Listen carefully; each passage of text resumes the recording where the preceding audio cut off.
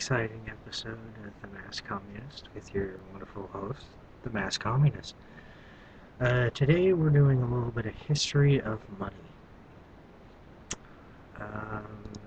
Right here we're going to do paper currency. Reading from this article, the first known paper banknotes appeared in China. In all, China experienced over 500 years of early paper money spanning from the 9th through the 15th century. Over this period, paper notes grew in production to the point that their value rapidly depreciated and inflation soared. Then beginning in 1455, the use of paper money in China disappeared for several hundred years. This was still many years before paper currency would appear in Europe, and 3 centuries before it was considered common. Now, that to me just shows that there is a consistent history with the human race that money is an unsuccessful venture in any sort of modern society or any society in general. From what I'm seeing here, there are several different forms of currency. It started off, I'm going to read this one too. First, metal money and coins. 1000 BC is when this started.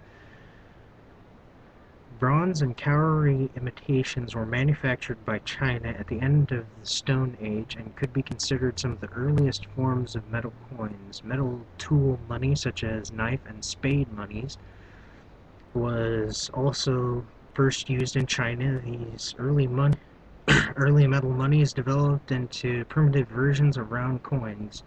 Chinese coins were made of base metals, often containing holes so they could be put together like a chain. That just goes back to one of my earlier episodes when I talked about jewelry at one point in time was a form of currency. This is just simply corroborating what I said before, that metal money and jewelry were some of the first forms of money, and they're quite primitive because obviously this being 1000 BC when this came out. And let's see here with the other one. Paper currency was developed in the year 806 AD.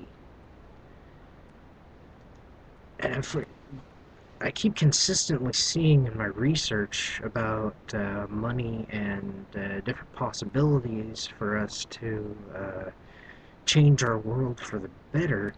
It's consistently showing that money in the base forms are all unsuccessful by historical standards and from what we've seen in the past. Showing that paper currency alone disappeared for several hundred years in China should sort of explain what's going on currently in our economy, why everything is so low. Inflation is starting to soar, is because it's an ineffective system, and for some reason we keep boosting these systems. And from the research that I've done, it shows that it's a completely fruitless venture to keep investing in the monies that have no real purpose. Truthfully, the original form was barter. Everything was bartered, several different goods, and with some groups today, barter is still one of the #1 forms of transaction between two groups, trading goods and, in some cases, services to gain something mutually, which essentially, you don't know if you don't understand what I'm talking about, a mutual benefit is where you and the other party which you're trading with is getting something for giving something. So each party gives something, they both get something. It's yeah, it's real simple. But I consistently see in several different examples of history that this is the number one killer of society.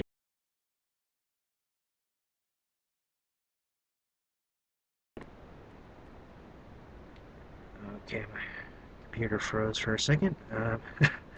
But as I was saying, this is the number one killer of societies is money. And we're starting to see that today with inflation going up, prices of products in the stores going up, stock prices, all of them shifting down except for precious metals, which majority of those are set forth in our manufacturing of money, which makes completely no sense because gold, silver, and all the other precious metals have so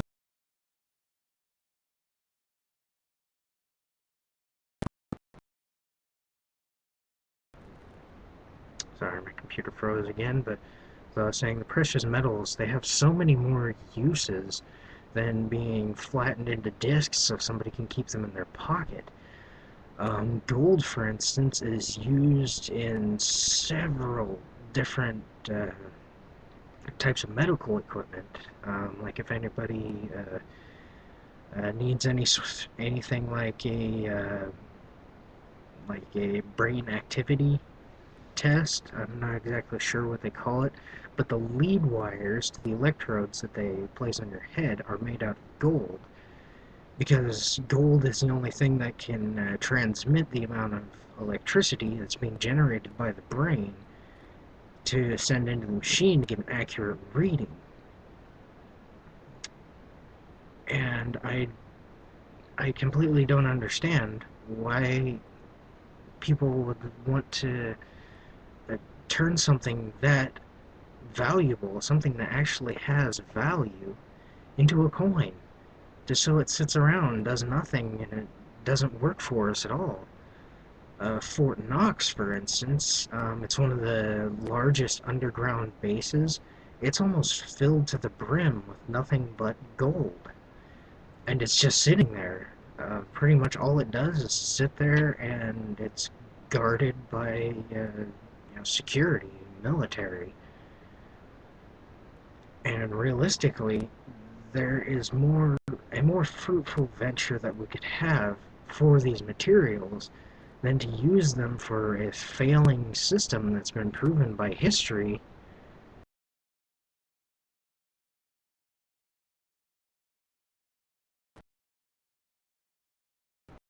Sorry, my computer messing up again. But as I was saying, it's proven that these systems, they fail consistently. I can't remember the other one exactly. I believe it was the Mayan civilization. One of the beliefs of why the Mayans had completely disappeared was in their trading with the Spanish conquistadors at the time.